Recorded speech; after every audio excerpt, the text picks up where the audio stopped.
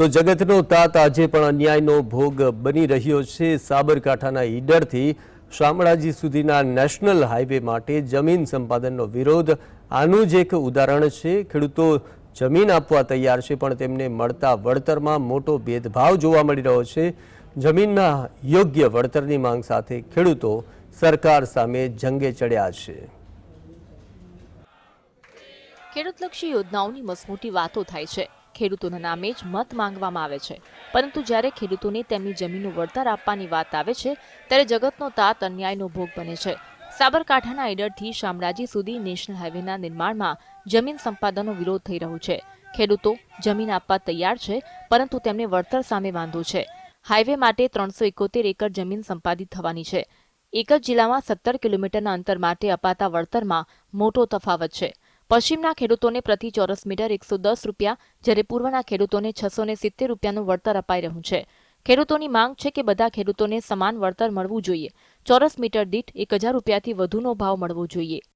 કબજા ફેર હતો, બરાબર, સર્વે નંબરમાં જમીનના ચોરસમાં મીટર મતલબ એરિયામાં ફેરફાર હતો। એનું તો હજી જે જમીનમાંથી રોડ જાય છે એનું તો હજી સોલ્યુશન પૂરેપૂરું થયું નથી, અને સરકાર કઈ રીતના ગણતરી કયા બેઝ ઉપર સર્વે કરે છે એ અમને કોઈ આઈડિયા જ આવતું નથી। તેથી અમારા દરેક ખેડૂતોનું એક નમ્ર અપીલ છે કે તમે જે સર્વે કરો છો એ યોગ્ય કરો, જે આમાં ભૂલો છે, ક્ષતિઓ છે એ પહેલાં દૂર કરો, પછી આગળની વાત કરો। એક ક્ષતિઓ દૂર કર્યા વગર તમે આગળથી પહેલાં વર્તનની વાત કરો છો અને જમીન સંપાદનની વાત કરો છો તો એ પોસિબલ નથી, અને એ અમે કરવા દઈશું નહીં।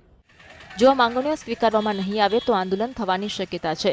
આંદોલન થાય, લાઠીચાર્જ થાય, મામલો કોર્ટમાં જાય અને પછી 5-10 વર્ષ પછી થોડું વળતર આપીને ખેડૂતોને ચૂપ કરી દેવાય। 200 ખેડૂતોની જમીનની કિંમત તેમની મહેનત, તેમનું ભવિષ્ય અને તેમના પરિવાર સાથે જોડાયેલી હોય છે। સરકાર તેને માત્ર આંકડાનો ખેલ સમજી રહી છે। જો આ જ રીતે ખેડૂતો સાથે અન્યાય થતો રહેશે તો વિકાસની વાતો પોકળ સાબિત થઈ જશે।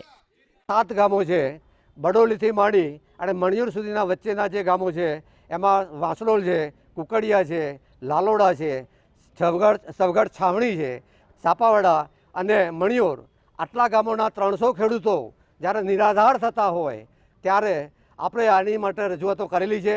તેમ છતાંય સરકારે મનમાની કરી અને પોતાનું જે જય જવાન જય કિસાન આજે અમે આવેદનપત્ર આપ્યું સાહેબને, અને એક જ માંગ અમારી હતી કે જ્યારે શરૂઆતમાં અમે આવ્યા હતા ત્યારે એવું કહેતા હતા કે ભાઈ તમે જે રોડ ઉપર થઈને આવ્યા છો રોડ તો કોઈ ખેડૂતની તો જમીન હતી ને, તો આજે કેમ તમે વિરોધ કરી રહ્યા છો? દેશનો વિકાસ થઈ રહ્યો છે, તમે સાથ આપો।